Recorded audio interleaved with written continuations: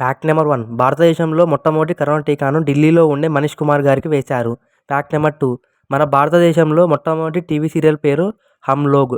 Fact number 3 ఇక్కడ మీరు చూస్తున్న ఈ బ్రిడ్జ్ పేరు పెయిరీ బ్రిడ్జ్. దీనిని మన ఇండియన్ ఆర్మీ ఆగస్టు 1982లో నిర్మించారు.